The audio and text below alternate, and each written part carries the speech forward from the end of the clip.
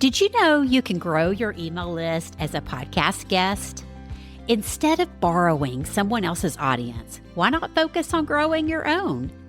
Take your listeners from curious to connected with a private podcast reader magnet. Want to try one out? Mine is called Listeners to Readers, and in just 6 short episodes, you'll learn how a private podcast can grow your email list and market your book. Grab it for free at listenerstoreaders.com.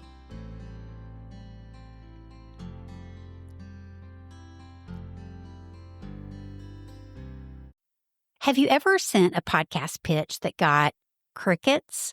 Or maybe you're hesitant to even start pitching because you don't want to come off as pushy to a podcast host.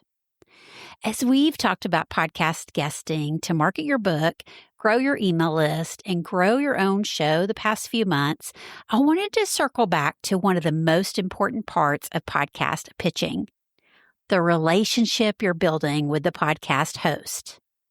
Podcast hosts aren't just someone with an audience of your target readers to borrow. They're also your target talkers, the people who can keep sharing your message, your book, and your freebies long after your episode airs. And those talkers, they're not looking for guests who sell. They're looking for guests who can serve. So before you send your next podcast pitch, remember these 3 words: service over selling.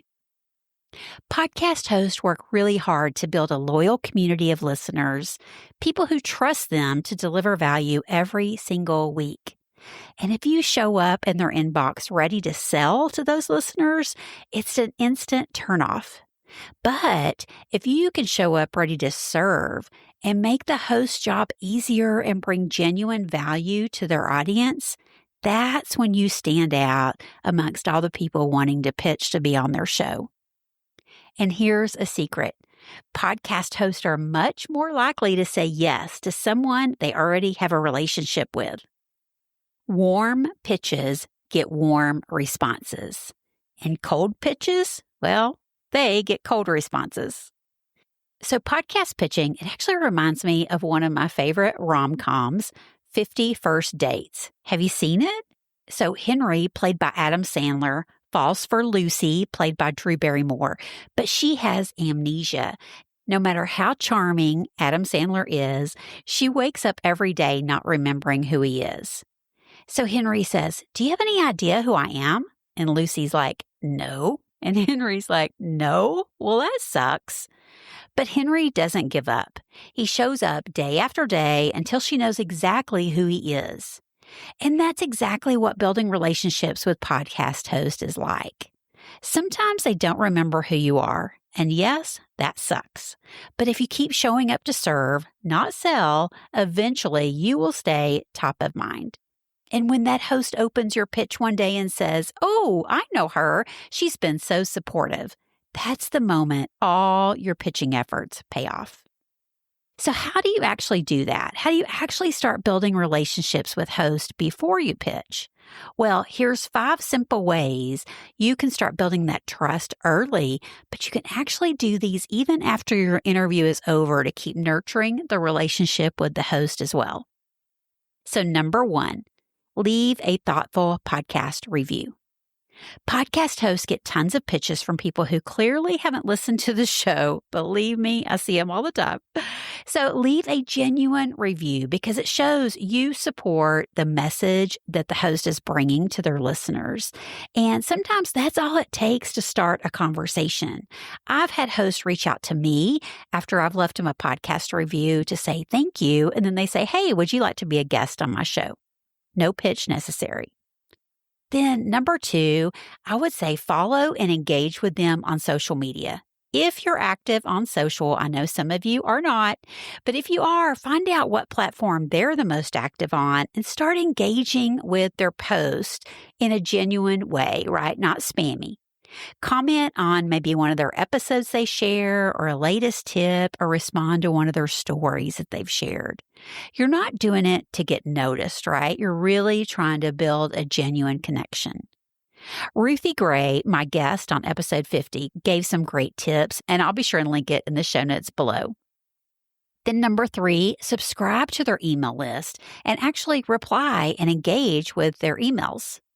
As someone who sends emails, I know how hard it is to get replies, right? You probably know that too. And when you sign up for a newsletter and take time to respond thoughtfully, it sets you apart from other people pitching to be on their show. Plus, pro tip, oh my gosh, it also ensures you have the most current email address for when you're ready to pitch them, provided they don't have a form on their website. Always check that first. Now, number 4, ask for an introduction through a mutual friend. If you know another author who's been guesting on different shows, ask them. If you see one that you think you would be a great guest for, ask them for a warm introduction, because hosts trust recommendations from people they already know. I love doing this for my friends. I even have templates set up in Gmail because I refer friends back and forth so often. Then number 5, invite them onto your show first. If you host a podcast and it's a good fit, invite that host to come and share with your audience first. And then when they experience how you show up to serve, prepared, professional, and service-minded, they're going to want to return the favor and invite you to be on their show too. Now, all these ideas, 1 through 5, I don't want you to think, okay, these are just boxes to check and then I'm done. They're just simple, genuine ways to serve first. And when you lead with service, you build trust with the podcast host. And when you build trust, then pitching doesn't feel awkward. It feels like just a natural next step that you're just wanting to help the readers you wrote your book for. And they just happen to be tuning in to somebody else's podcast, right? So before you send that next pitch, remember Henry from 50 First Dates, showing up with heart, patience, and purpose. So pick one of these ideas and start engaging with podcast hosts today. Your goal isn't to land a podcast guest spot. It's really to build a relationship that lasts long after the recording ends. Thanks for tuning in to Book Marketing Mania today. And as always, I'll be there for you next episode to help you reach and serve your readers one podcast at a time. See you then.